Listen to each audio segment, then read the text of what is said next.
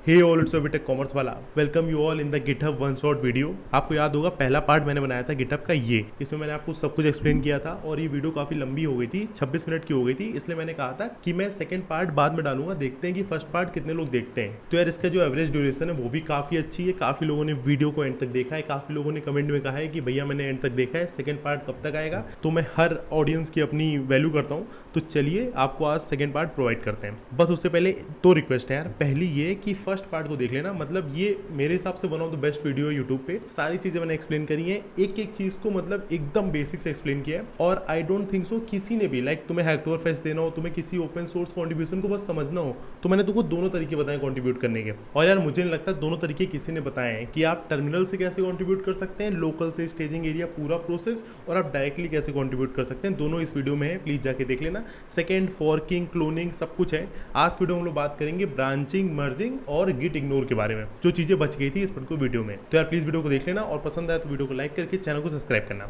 चलिए मैं आपको आज की वीडियो में जो बाकी चीजें बची थी वो एक्सप्लेन करता हूँ। उससे पहले जल्दी से वही फॉर्मेट में आ जाते हैं जो कि पहले वाली वीडियो में थे, जिससे जो लोग फर्स्ट पार्ट देख के आए उनको एक बार फिर से रिवाइज हो जाएगा और अच्छे से समझ में आएगा। तो आई थिंक इस सेटअप से आप फेमिलियर होंगे, मैंने पहले ही भी ऐसे ही आपको समझाया था। तो ये यहाँ पे मैं अपने होम में हूँ, इसके अंदर सारे फोल्डर सब कुछ है। तो सीडी करके हम लोग डेस्कटॉप में चलते हैं और डेस्कटॉप में चीजों को क्रिएट करते हैं। ये सब आपको पता है, मैं थोड़ा जल्दी करके आपको बताऊंगा। ये सब चीजें मैंने पहले वीडियो में बताई, उसको जाके देख लेना। अब हम लोग आ गए डेस्कटॉप में।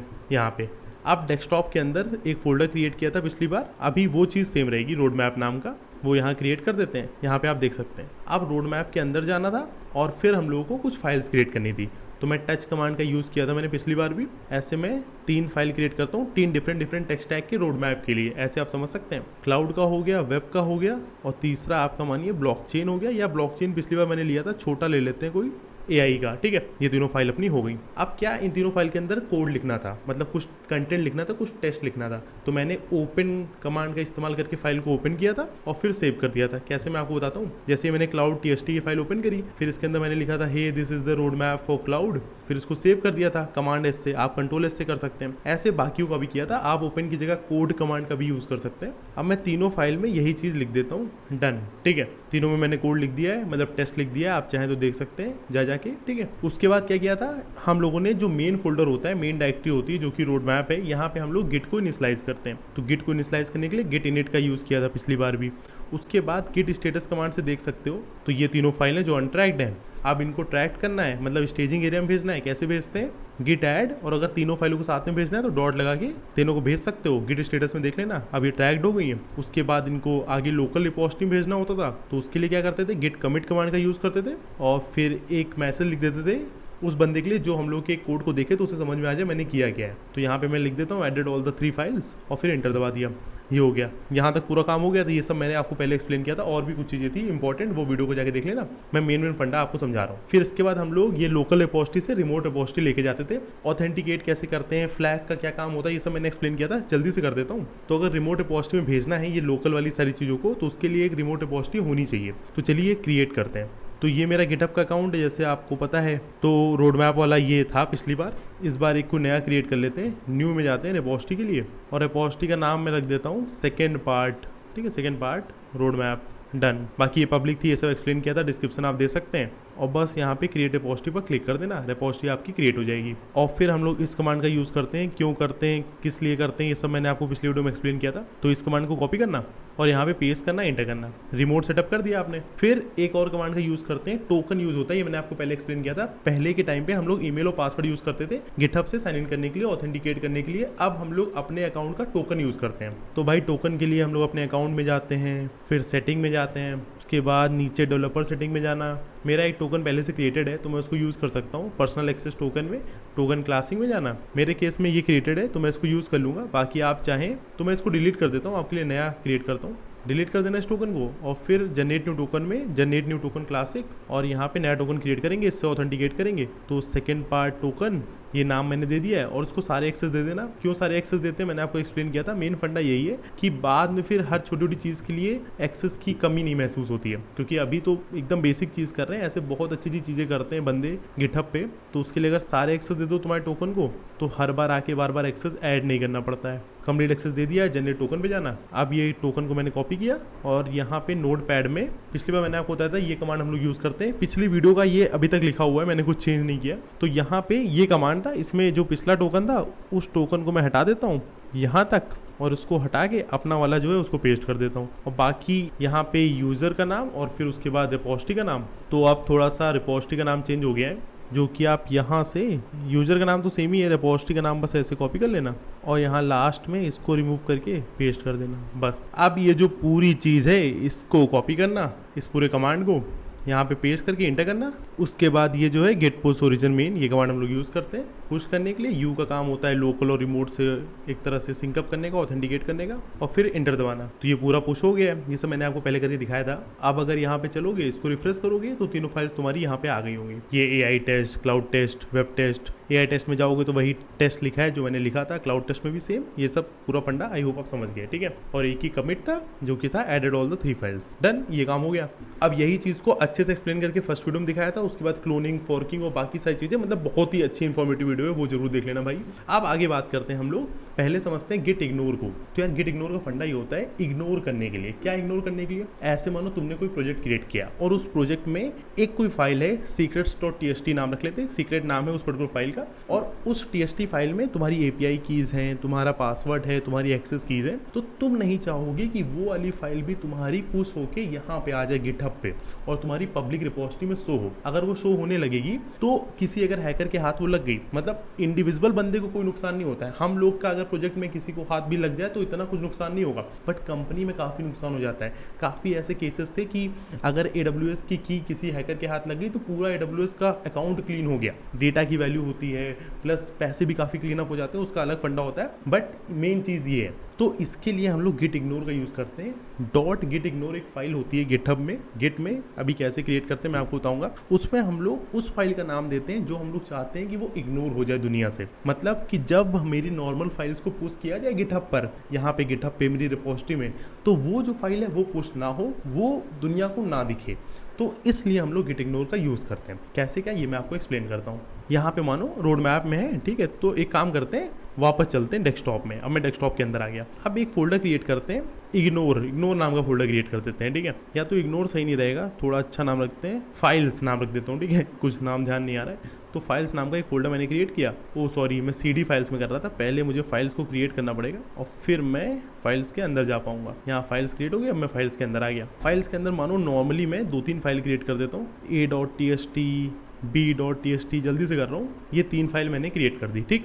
अब इसमें एक फाइल मैंने और क्रिएट करी है, secrets.txt, एक ही फाइल मैंने और क्रिएट कर दी। तो अब मानो कि secrets.txt जो अपनी फाइल है, इसको मैं ओपन करता हूँ, डायरेक्टली भी लिख लेता हूँ, बट मैं ओपन करके बता रहा हूँ। आप कोड कमांड का भी यूज़ कर सकते हैं फाइल में लिखने के लिए कुछ। तो ये फाइल ओपन हुई। अब इसमें मानो मेरी API कीज़ लिखी हैं, ठीक है, मेरा मान लो एक्सेस कीज़ हैं और मान लो मेरे पासवर्ड है, वो सब इस पर्टिकुलर फाइल में लिखा है। हाँ, मैं नहीं चाहता कि जब मैं पुश करूँ तो ये फाइल मेरी जाए गिटहब पर, पहले इसको सेव कर देता हूँ, ठीक है। और एक काम करता हूँ, ये जो अपनी फाइल है A.txt, B.txt, इनमें भी कुछ थोड़ा बहुत लिख देता हूँ, ठीक है, जल्दी से।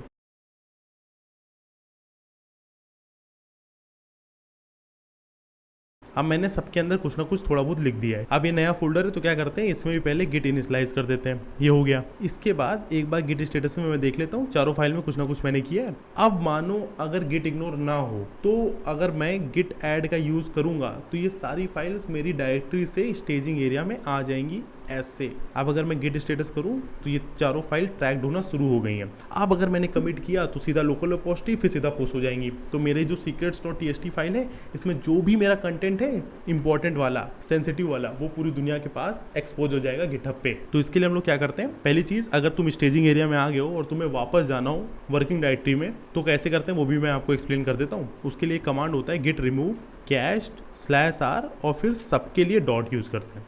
आई थिंक यही है, एक बार रन करता हूँ। हाँ, तो अभी चारों फाइल रिमूव हो गई हैं, यहाँ से ऊपर चली गई, मतलब एक तरह से वर्किंग डायरेक्टरी में वापस आ गई हैं। तो गिट रिमूव करने के लिए क्या रिमूव करना है, कैश मतलब जो स्टेजिंग एरिया में फाइल्स है, -r जो फ्लैग है ये रिकर्सिव तरीके को बताता है, मतलब एक एक करके उसी फ्लो में वापस रिमूव कर दो। आई होप आप समझ गए होंगे। अब अगर मैं गिट स्टेटस फिर से करूँ, हाँ तो ये वापस इसमें चली गई, ठीक है, वापस इसमें चली गई जैसे कि आप देख सकते हैं। अब क्या करेंगे हम लोग, एक फाइल क्रिएट करेंगे गिट इग्नोर, तो डॉट गिट इग्नोर जैसे लिखा है वैसे ही लिखा होना चाहिए, थोड़ा बड़ा कर देता हूँ आपके लिए, ऐसे जैसे लिखा है वैसे लिखा होना चाहिए डॉट, और मतलब क्योंकि जो गिट है वो इस पर्टिकुलर फाइल को इसी फॉर्मेट में ढूंढता है, तो इसी फॉर्मेट में लिखी होनी चाहिए डॉट गिट इग्नोर फाइल, फिर इंटर किया। अब इस पर्टिकुलर फाइल को मैं ओपन करूंगा और कैसे ये काम करती है ये आपको एक्सप्लेन करूंगा। फाइल ओपन हो गई। अब इसमें जो भी फाइल तुम चाहते हो कि इग्नोर हो जाए उस फाइल के बारे में लिख दो। जैसे मानो कि मैं चाहता हूँ secrets.txt फाइल है उसको इग्नोर कर दो, तो जैसे उसका नाम है वैसे लिख दो। जैसे मानो अगर कोई हिडन फाइल होती है तो वो ज़्यादातर डॉट से शुरू होती है, तो एक और फाइल होती है ds स्टोर करके, तो अगर मैं चाहता हूँ ds स्टोर ना दिखे